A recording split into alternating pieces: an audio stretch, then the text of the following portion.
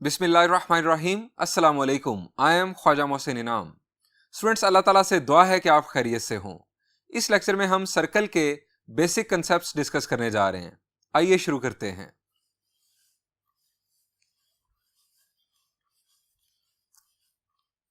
Students, सबसे पहले बात करेंगे वाई सर्कल, यानी सर्कल की इतनी अहमियत क्यों है। स्टूडेंट्स, लास्ट लेक्चर के शुरू में मैंने आपको सर्कल की 3 मेजर रियल लाइफ एप्लीकेशंस बताई। नंबर 1 व्हील, नंबर 2 लिड और नंबर 3 सर्कुलर गियर्स। स्टूडेंट्स, सबसे पहले बात करते हैं व्हील की। व्हील आपने हमेशा सर्कुलर देखे। स्टूडेंट्स, आज हम बात करेंगे कि अगर व्हील सर्कुलर ना होते तो हमें किन मसाइल का सामना करना पड़ता। ये स्टूडेंट्स आप देख रहे हैं एक बाइसिकल, इसके व्हील स्क्वायर शेप के हैं। स्टूडेंट्स, मेरा सवाल आपसे यह है कि क्या हम इस बाइसिकल को ड्राइव कर सकते हैं? शाबाश। आप में से ज्यादातर स्टूडेंट सोचेंगे कि नहीं। स्टूडेंट्स, इस बाइसिकल को ड्राइव किया जा सकता है। स्टूडेंट्स, इस किस्म की गाड़ी के जिसके व्हील स्क्वायर शेप के हों, उसे ड्राइव करने के आपके पास 2 ऑप्शंस हैं। स्टूडेंट्स, पहला ऑप्शन, आपको बहुत ज्यादा फोर्स अप्लाई करनी होगी इस किस्म की गाड़ी को ड्राइव करने के लिए, जो कि आम इंसान के बस की बात नहीं है, लेकिन हम इंजन के जरिए इतनी फोर्स प्रोड्यूस कर सकते हैं। ये स्टूडेंट्स आप देख रहे हैं एक गाड़ी जिसके व्हील हैं स्क्वायर शेप के।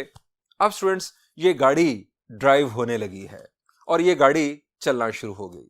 स्टूडेंट्स, ये गाड़ी तो हमने चला ली स्क्वायर शेप के व्हील्स के साथ, लेकिन एक नुकसान हो रहा है, और वो क्या है? वो है झटकों की सूरत में। स्टूडेंट्स, अगर आपने झटकों की इंटेंसिटी को कम करना है तो आपको यहां पर स्पीड बढ़ानी होगी। इसका मतलब ये हुआ, अगर हम कंक्लूड करें कि अगर व्हील स्क्वायर शेप के होंगे, पहला नुकसान तो आपको ये होता कि आपको फोर्स बहुत ज्यादा अप्लाई करनी पड़ती as compare to circular wheels उस किस्म की गाड़ी को ड्राइव करने के लिए, और दूसरी तरफ आपको शदीद झटके बर्दाश्त करने पड़ते, और झटकों की इंटेंसिटी को कम करने के लिए आप हमेशा गाड़ी को ज्यादा स्पीड पर चलाते, जो कि हमेशा मुमकिन नहीं होता। अब स्टूडेंट्स आते हैं दूसरे ऑप्शन की जानिब। स्टूडेंट्स, ये आप अगेन देख रहे हैं वही बाइसिकल। स्टूडेंट्स, इस किस्म की बाइसिकल को अगर आपने कम फोर्स के साथ ड्राइव करना है तो आपको खास किस्म का ट्रैक डिजाइन करना पड़ता। स्टूडेंट्स, ये है वो खास किस्म का ट्रैक। स्टूडेंट्स, इस ट्रैक पर कम फोर्स अप्लाई करते हुए, यानी अब आपको इंजन की जरूरत नहीं है, अब एक इंसान भी इस ट्रैक के ऊपर इस किस्म की बाइसिकल को ड्राइव कर सकता है। स्टूडेंट्स, ये बाइसिकल आप चलती हुई देख रहे हैं। स्टूडेंट्स, यहां पर भी एक मसला है, और वो मसला ये है कि इस ट्रैक की जो डायमेंशंस हैं वो इस खास साइज के स्क्वायर के लिए हैं। अगर आप स्क्वायर का साइज चेंज करेंगे तो ट्रैक की डायमेंशंस आपको चेंज करनी होंगी। अब इससे क्या होता, अगर हम इस किस्म की अगर हम दुनिया जो है वो डिजाइन करते, इस किस्म के अगर हम सिस्टम को डिजाइन करते, तो या तो हमें तमाम गाड़ियों के जो व्हील्स हैं वो स्क्वायर शेप में एक ही साइज के रखने पड़ते, या हर साइज के लिए आपको डिफरेंट ट्रैक बनाना पड़ता, और यह भी बहुत ही अजीब लगता। स्टूडेंट्स, अब आते हैं दूसरी रियल लाइफ एप्लीकेशन की जानिब, और वो है लिड। स्टूडेंट्स, बोटल्स, जार्स, आपने हमेशा जो ढक्कन हैं वो सर्कुलर देखे। स्टूडेंट्स, सर्कुलर जो ढक्कन होता है उसे आप रोटेट करके टाइट कर लेते हैं, क्योंकि उसके अंदर स्क्रूज बने होते हैं।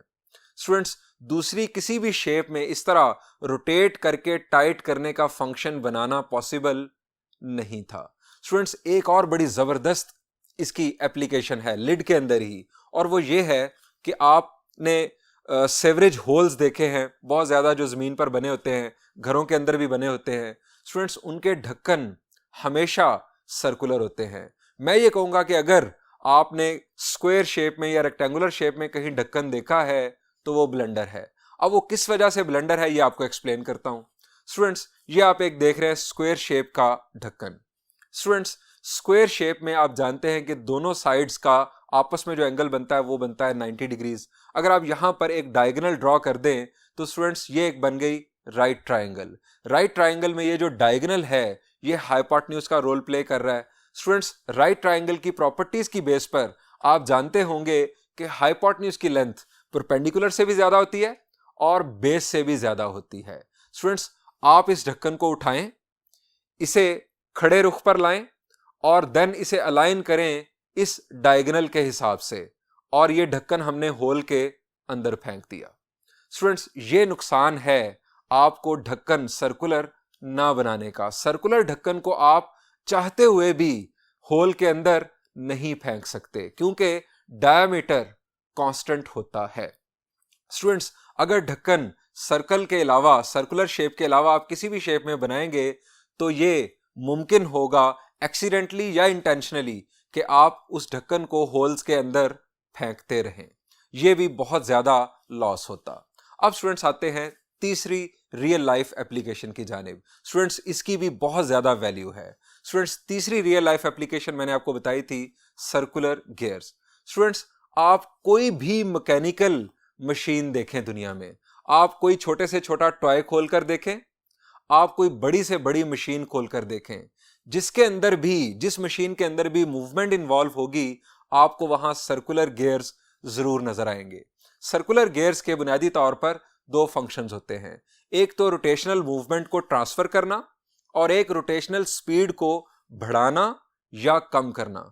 स्टूडेंट्स, ये बहुत बड़ी एप्लीकेशन है सर्कुलर गियर्स की। इसके बगैर मैकेनिकल जो मूवमेंट है ये पॉसिबल ना होती मशीन्स के अंदर।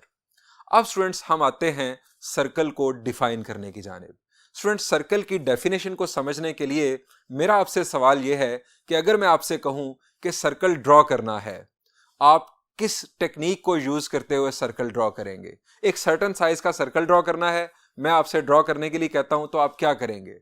द आंसर इज, आप कहेंगे सर कोई मसला ही नहीं, हम कंपास यूज करेंगे और सर्कल ड्रॉ कर लेंगे। स्टूडेंट्स, आपकी कंपास का साइज एक हद तक है।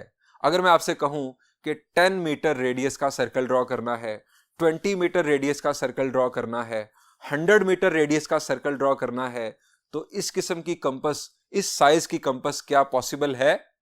द आंसर इज, कंपास तो शायद आप बना लें, लेकिन उसे इस्तेमाल कौन करेगा, उसे यूज कौन करेगा?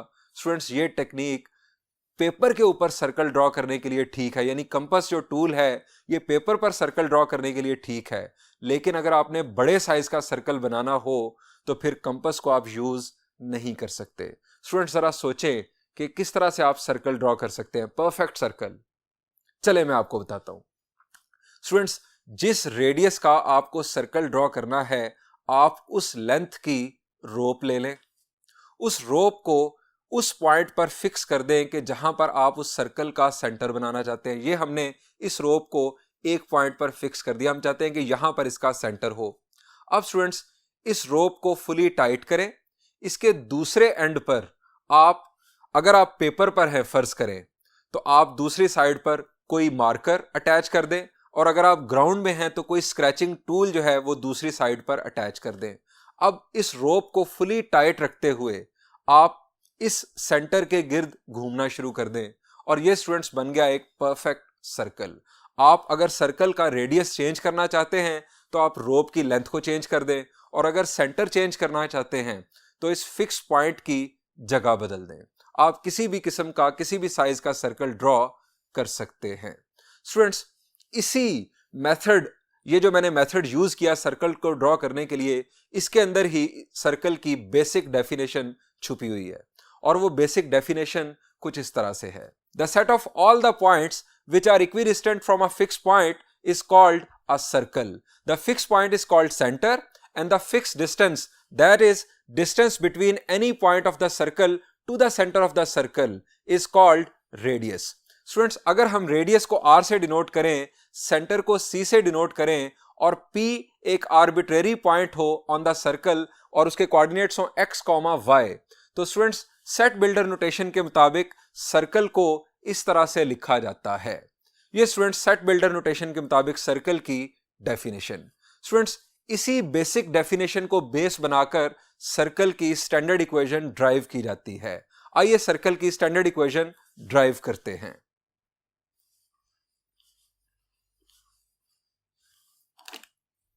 स्टूडेंट्स, हम ड्राइव करने जा रहे हैं स्टैंडर्ड इक्वेशन ऑफ सर्कल। ये स्टूडेंट्स आपके सामने एक सर्कल, ये मैंने एक आर्बिट्रेरी पॉइंट चूज किया सर्कल पर, इसके कोऑर्डिनेट्स हैं x, y।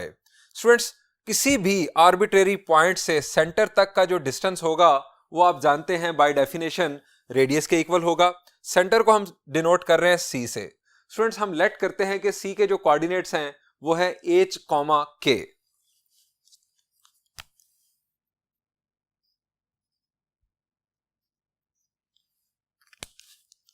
हम यह लिखेंगे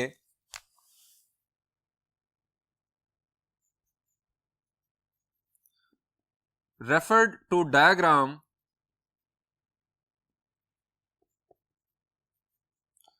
there is a circle let CHK be center of circle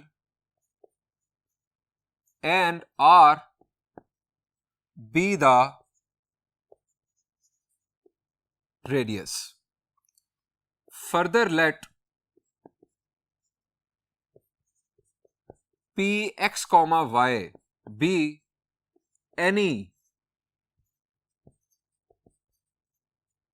arbitrary point on the circle.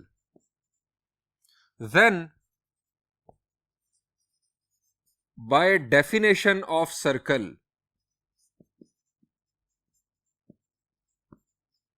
we have, अब डेफिनेशन ऑफ सर्कल क्या है कि सेंटर से किसी भी आर्बिट्रेरी पॉइंट तक का जो डिस्टेंस है वो रेडियस के इक्वल होगा।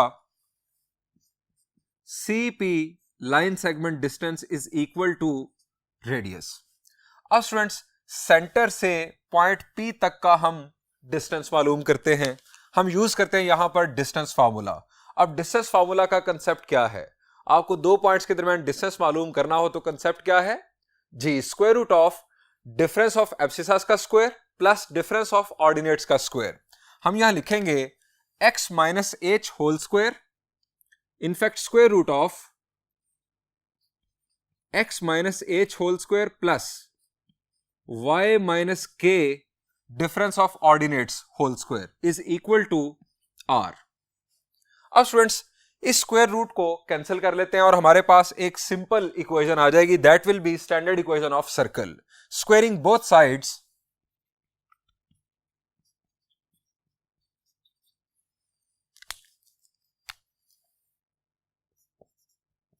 x minus h whole square plus y minus k whole square is equal to r square. Students this is standard equation of circle.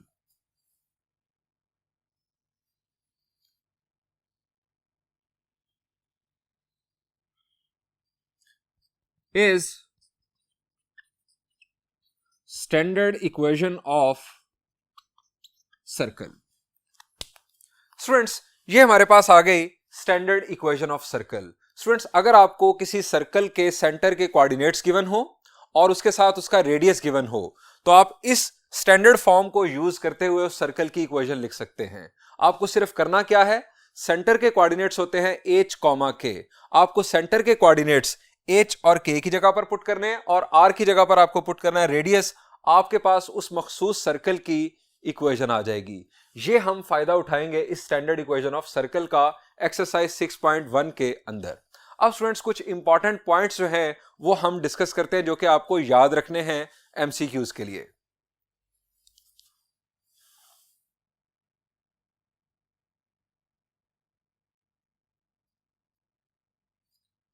Important points.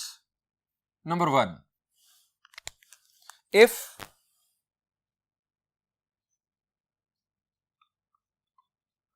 center will be at origin। Students अगर circle का centre origin पर होगा तो centre के coordinates क्या होंगे? The answer is 0,0। इसका मतलब यह हुआ कि h की वैल्यू भी 0, k की वैल्यू भी 0। दैट इज टू से h is equal to 0, k is equal to 0। Students जब h की वैल्यू 0 हो जाएगी, k की वैल्यू 0 हो जाएगी तो हमारे पास इक्वेशन हासिल होगी x square plus y square is equal to r square. Then equation will be x square plus y square is equal to r square. Standard equation of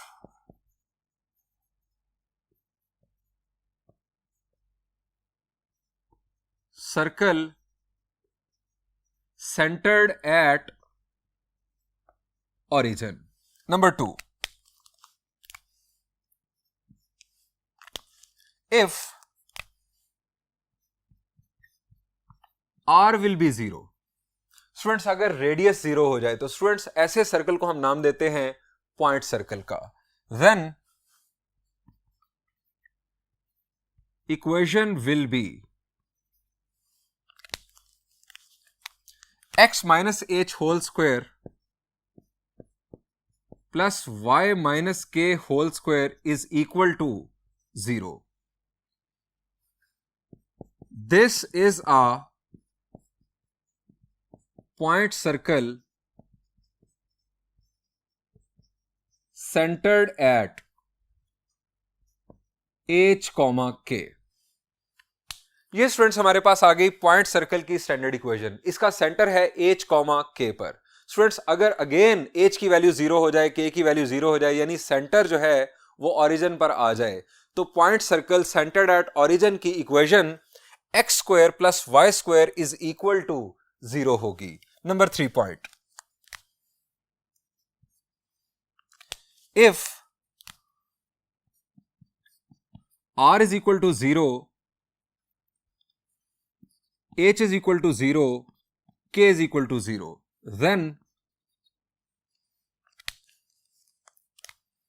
x square plus y square is equal to 0 is a point circle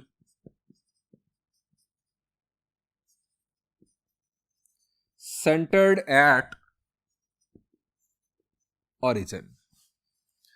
students अब हम बात करेंगे parametric equations of circle की. Students ये हमारे पास एक circle, इसका centre है ओरिजिन पर. स्टूडेंट्स ये मैंने एक पॉइंट चूज किया, एक arbitrary point on the circle. इसके कोऑर्डिनेट्स हैं x, y. सेंटर से आर्बिट्रेरी पॉइंट तक का जो डिस्टेंस है ये आप जानते हैं कि ये रेडियस के इक्वल होता है. ये हमारे पास है रेडियस. स्टूडेंट्स ये जो रेडियस है ये पॉजिटिव x एक्सिस के साथ जो एंगल बना रहा है ये एंगल है थीटा. स्टूडेंट्स थीटा यहां पर बनेगा पैरामीटर. अब किस तरह से पैरामीटर बनेगा? स्टूडेंट्स इस पॉइंट P के कोऑर्डिनेट्स मालूम करने के लिए यहां पर मैं राइट ट्रायंगल अप्रोच फॉलो कर रहा हूं. ये हमने कई दफा ये अप्रोच फॉलो की है किसी पॉइंट के कोऑर्डिनेट्स मालूम करने के लिए. स्टूडेंट्स यहां पर मैं बना रहा हूं एक राइट ट्रायंगल. पॉइंट P से पॉजिटिव x एक्सिस के ऊपर मैं एक परपेंडिकुलर ड्रॉप कर रहा हूं. ये स्टूडेंट्स मैंने परपेंडिकुलर ड्रॉप किया, इस पॉइंट को नाम दे दिया M का. स्टूडेंट्स OPM या OMP ये हमारे पास है एक right triangle.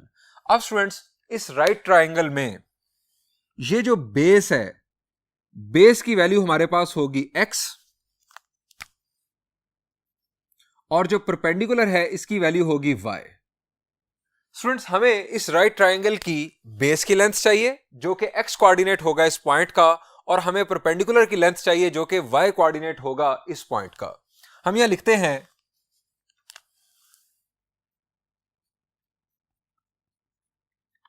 Late there be a circle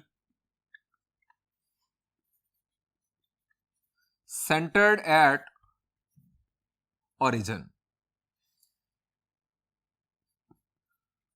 There is an arbitrary point P x, y on the circle. From P, बल्कि पहले हम जिक्र करते हैं OP. Let OP makes angle theta with positive x axis. Draw a perpendicular PM on the x axis. Now OMP is a right triangle. अब इस right triangle में students हमने बेस की लेंथ मालूम करनी है। हमारे पास है हाइपोटेन्यूज की लेंथ दैट इज आर, हमारे पास है थीटा। बेस की लेंथ हमें मालूम करनी है। स्टूडेंट्स बेस की लेंथ मालूम करनी है हाइपोटेन्यूज की बेस पर। कौन सी ट्रिग्नोमेट्रिक रेशियो यूज होगी? शाबाश, बेस और हाइपोटेन्यूज किस ट्रिग्नोमेट्रिक रेशियो में आते हैं? द आंसर इज कोसाइन में। सो हम यहां पर लिखेंगे here cosine theta is equal to base over hypotenuse x over r। यहां से x की वैल्यू आ गई r cosine theta. Sine theta is equal to perpendicular over hypotenuse y over r। y की वैल्यू आ गई r साइन थीटा। अब students ये x जो है ये इस पॉइंट का x कोऑर्डिनेट है और y जो है ये पॉइंट का y कोऑर्डिनेट है। स्टूडेंट्स ये दोनों कोऑर्डिनेट्स डिपेंड किस पर कर रहे हैं? r तो है हमारे पास कांस्टेंट रेडियस, ये डिपेंड कर रहे हैं थीटा पर। चूंकि थीटा जो है यहां पर वेरी हो रहा है, थीटा वेरिएबल है। थीटा स्टूडेंट्स यहां पर है पैरामीटर। अब ये students x is equal to r cosine theta और y is equal to r sine theta, these two are parametric equations of a circle centered at origin. Here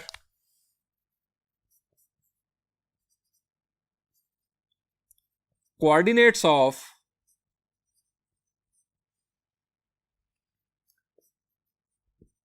point P are depending upon theta। और theta बुनियादी तौर पर क्या है?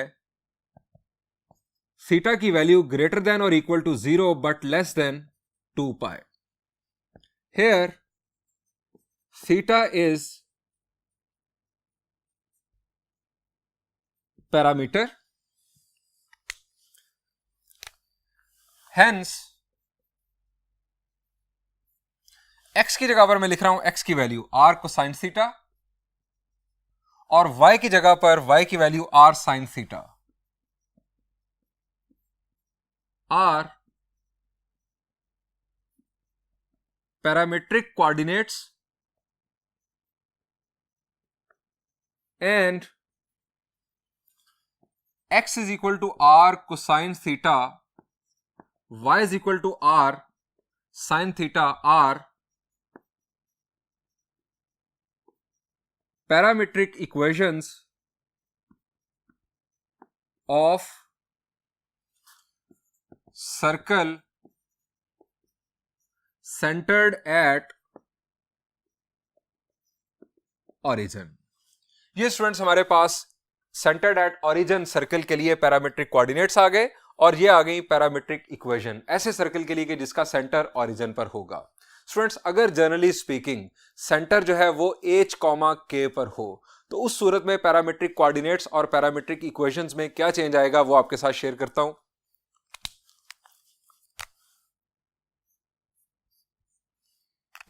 If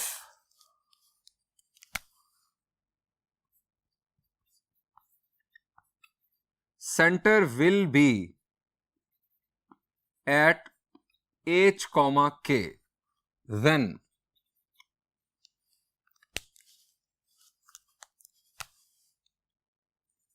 x minus h is equal to r cosine theta। अगर हम इसे इस तरह से लिखें x is equal to h plus r cosine theta और दूसरी तरफ y minus k is equal to r sine theta और y की वैल्यू आ गई k plus r sine theta. Are parametric equations of circle centered at h, k and अगर हम parametric coordinates की बात करें h plus r cosine theta और k plus r sine theta will B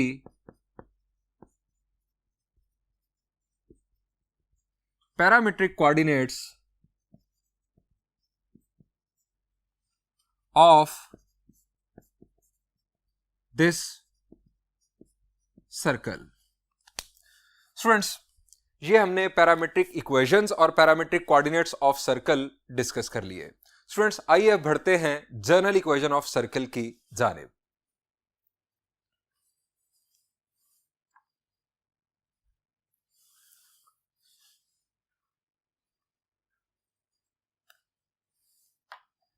students, हम discuss करने जा रहे हैं general equation of circle. Students, मेरा सवाल आपसे यह है कि क्वाड्रेटिक इक्वेशन किसे कहते हैं? शाबाश जी, आपको याद आएगा कि कोई भी ऐसी इक्वेशन जिसे ax square plus b x plus c is equal to 0 form में लिखा जा सके, जिसमें a कभी 0 नहीं हो सकता, उसे हम क्वाड्रेटिक इक्वेशन का नाम देते हैं। स्टूडेंट्स, बिल्कुल इसी अंदाज में कोई भी ऐसी इक्वेशन जिसे x square plus y square plus 2gx plus 2fy plus c is equal to 0 form में लिखा जा सके, उसे हम जनरल इक्वेशन ऑफ सर्कल का नाम देते हैं। X square plus y square plus 2gx plus 2fy plus c is equal to 0 is general equation of circle. अब स्टूडेंट्स, हम ये साबित करेंगे कि ये वाकई सर्कल की इक्वेशन है, और इसको साबित करने के लिए हम ट्रिक क्या यूज करेंगे? हम इसको स्टैंडर्ड फॉर्म में कन्वर्ट करके दिखाएंगे। To prove it,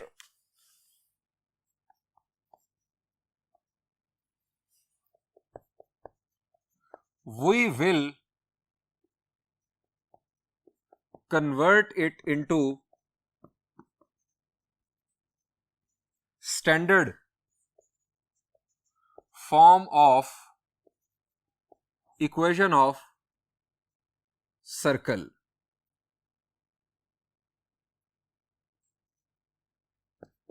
That is to say, x minus h whole square plus y minus k whole square is equal to r square, where h comma k is center and r is radius of circle। Students, याद रखें, कोई भी equation जिसे आप इस शक्ल में convert करने में कामयाब हो जाएं, वो सर्कल की इक्वेशन होगी। हम कह रहे हैं कि ये सर्कल की इक्वेशन की जनरल फॉर्म है। इसका मतलब ये है कि आप कोई भी सर्कल की इक्वेशन जो कि स्टैंडर्ड फॉर्म में हो, आप जब उसके स्क्वायर्स ओपन करेंगे, तमाम टर्म्स को इक्वल के लेफ्ट साइड पर शिफ्ट करेंगे, तो जो शक्ल बनेगी इक्वेशन की वो ये होगी। अब हम इसको साबित करने जा रहे हैं कि ये वाकई सर्कल की इक्वेशन है। इसको साबित करने के लिए हमें इसे स्टैंडर्ड फॉर्म में कन्वर्ट करना होगा, और स्टैंडर्ड फॉर्म में हमें इक्वल के लेफ्ट साइड पर दो स्क्वायर्स नजर आ रहे हैं। हमें इसके अंदर इक्वल के लेफ्ट साइड पर दो स्क्वायर्स बनाने होंगे। अब दो स्क्वायर्स बनाने के लिए स्टूडेंट्स, एक्स स्क्वायर के साथ हम मिलाएंगे 2gx को, और वाई स्क्वायर के साथ हम मिलाएंगे 2fy को। ये c जो है ये मैं दूसरी जानिब शिफ्ट कर रहा हूं। We can write general equation as x square plus 2gx plus y square plus 2fy is equal to minus c। अब स्टूडेंट्स, हमें दो स्क्वायर्स बनाने हैं लेफ्ट साइड पर। बहुत ही आसान, इसको मैं लिख सकता हूं x square plus 2x a square plus 2a। अब स्टूडेंट्स, 2gx बनाने के लिए मुझे यहां क्या लिखना होगा? शाबाश, यहां मुझे g लिखना होगा। इसका मतलब है कि यह है b की value, a square plus 2ab plus b square. अब स्टूडेंट्स, ये मैंने g का स्क्वायर अपने पास से लिखा है, ये मुझे राइट साइड पर भी लिखना होगा, या मुझे लेफ्ट साइड पर यह सब्ट्रैक्ट भी करना होगा।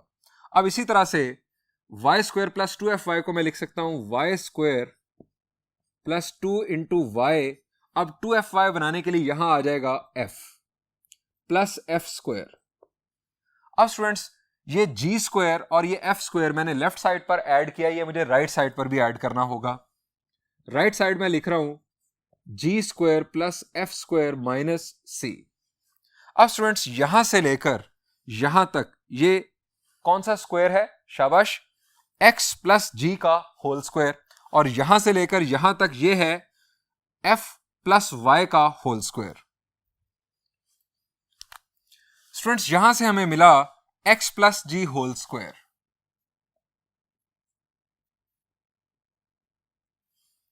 और यहां से हमें मिला y plus f whole square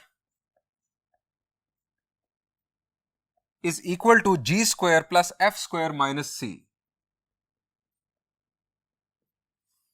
अब स्टूडेंट्स हमने इसे इस स्टैंडर्ड फॉर्म में कन्वर्ट करना है। यहां पर हमें स्क्वायर्स के दरमियान माइनस साइन नजर आ रहे हैं।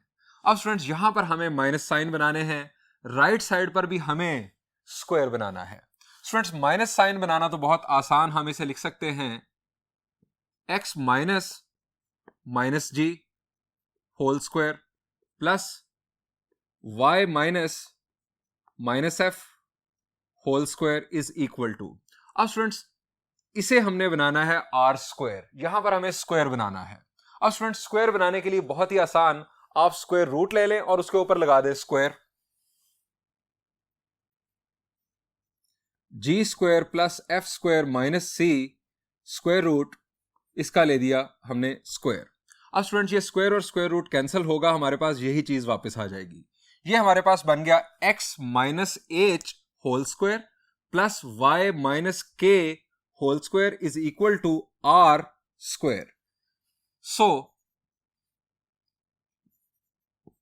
सेंटर, चूंकि स्टूडेंट्स ये हमारे पास है h की वैल्यू, ये है k की वैल्यू, सो हमारे पास सेंटर बन रहा है minus g comma minus F.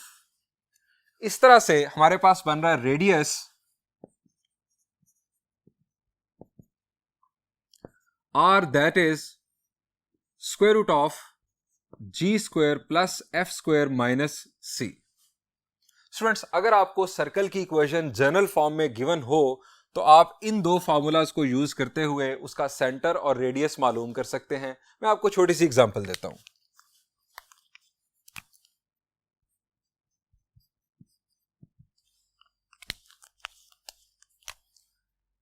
हमारे पास एक सर्कल की इक्वेशन है x square plus y square plus 4x plus 6y plus 3 is equal to 0। Students हमें कहा जाता है कि इस सर्कल के सेंटर के कोऑर्डिनेट्स मालूम कर दो और रेडियस की वैल्यू मालूम कर दो। स्टूडेंट्स आपने इस इक्वेशन को कंपेयर करना है इस इक्वेशन के साथ। स्टूडेंट्स यहां से हमें x का कोएफिशिएंट होता है 2g की वैल्यू मिल रही है 4, 2g की वैल्यू 4, g की वैल्यू आ गई 2। 2f y का कोएफिशिएंट होता है 2f है हमारे पास 6, f की वैल्यू आ गई 3 और c है हमारे पास 3। इसका मतलब यह हुआ कि इस सर्कल का जो सेंटर है वो है minus g comma minus F, सो वो होगा -2 कॉमा -3। और रेडियस आपने मालूम करना है तो g square plus f square, g square plus f square minus c, यहां से हमें वैल्यू मिलेगी 4 plus 9 13, 13 minus 3 10, square root of 10। ये इस सर्कल का रेडियस होगा। स्टूडेंट्स इस डिस्कशन की बुनियाद पर कुछ इंपॉर्टेंट पॉइंट्स हैं जो कि आपके एमसीक्यूज में आपके बहुत ज्यादा काम आएंगे।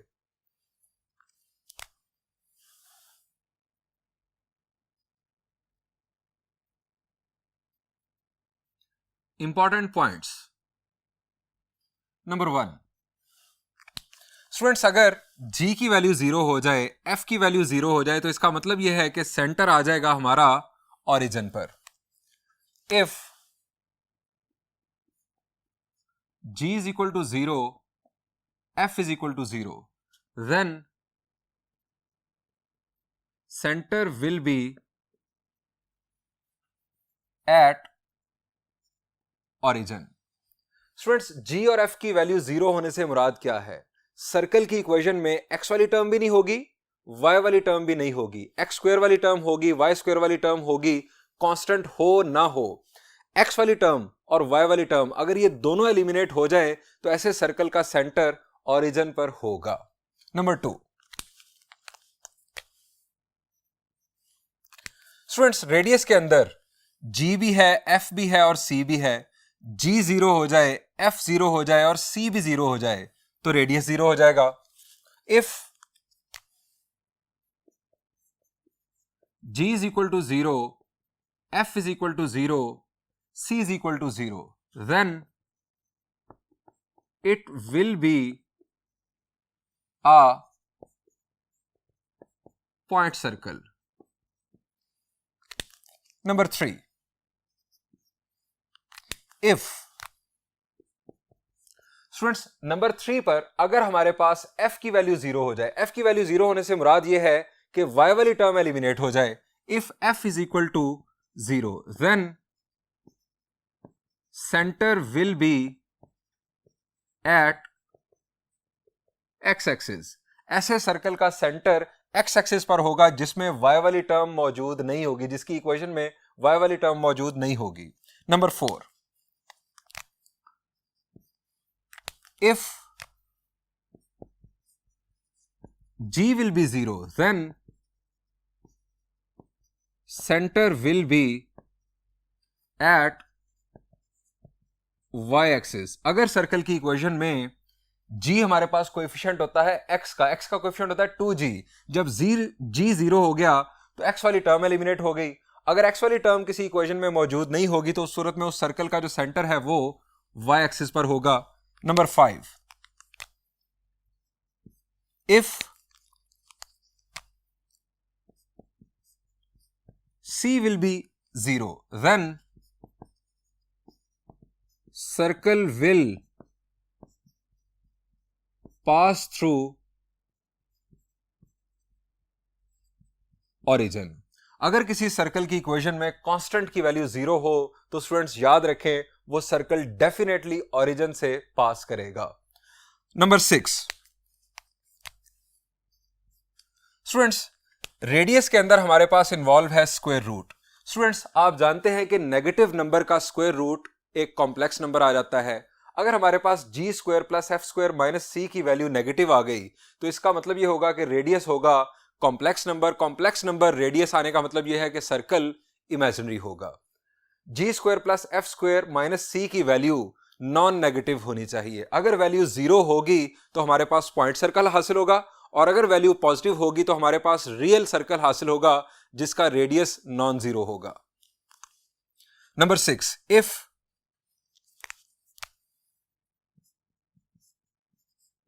जी square plus f square minus c ये वैल्यू अगर पॉजिटिव होगी then there will be a real circle with non zero radius. Number 7, if g square plus f square minus c will be 0, अगर ये वैल्यू 0 आ गई तो 0 का square root 0, radius हो गया 0, then it will be a real point circle. Number 8, if g square plus f square minus c ये value अगर negative आ जाए then it will be an imaginary circle.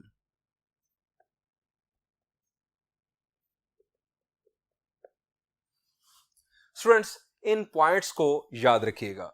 Students अब हम बात करते हैं कि अगर हमें कोई सेकंड डिग्री इक्वेशन गिवन हो तो हम कैसे जज करेंगे कि ये सर्कल की इक्वेशन है या किसी और कॉनिक की इक्वेशन है। हमारा टॉपिक है, छोटा सा टॉपिक है ये, हाउ टू जज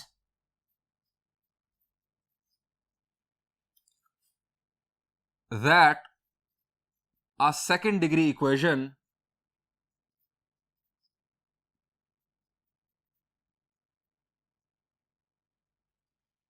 is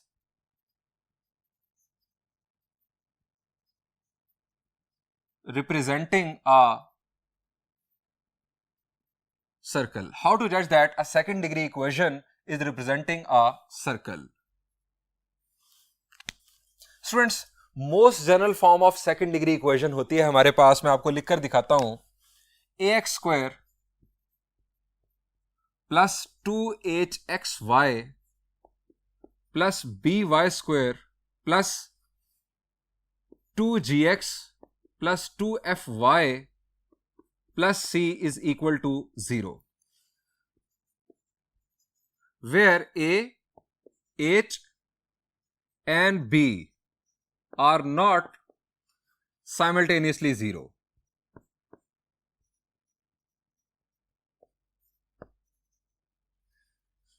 A, H और B, स्टूडेंट्स ये तीनों सेकेंड डिग्री टर्म्स हैं, इन तीनों को साइमल्टेनियसली कभी जीरो नहीं होना चाहिए. A, H and B are not simultaneously zero is most general form of second degree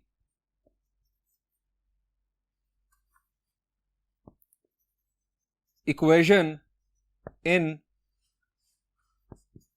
two variables. ये most general second degree equation है. अब स्टूडेंट्स, हमें जजमेंट कैसे करनी होगी? अगर हमें इक्वेशन इस फॉर्म में गिवन हो, एक second degree equation two variables के अंदर, तो हमें कैसे पता चलेगा कि ये सर्कल को रिप्रेजेंट कर रही है? क्योंकि यही इक्वेशन इलिप्स को भी रिप्रेजेंट कर सकती है, यही इक्वेशन पैराबोला को, यही इक्वेशन हाइपरबोला को, यही equation pair of straight lines को. यानी ये जो एक सेकेंड डिग्री इक्वेशन है, इसके अंदर बहुत सारी चीजें छुपी हो सकती हैं. सो हमें कैसे पता चलेगा कि ये सर्कल की इक्वेशन है? इस वक्त हमारी जजमेंट कैसे होगी? इफ, याद रखिएगा, if h is equal to 0, x y term मौजूद ही ना हो, h 0 होगा तो एक्स वाई टर्म एलिमिनेट हो जाएगी. If h is equal to 0 and x y term के एलिमिनेट होने के बाद a is equal to b, x square और वाई स्क्वायर इन दो टर्म्स के जो कोएफिशिएंट्स हैं ये आपस में बराबर हों, then it will represent a circle. Example,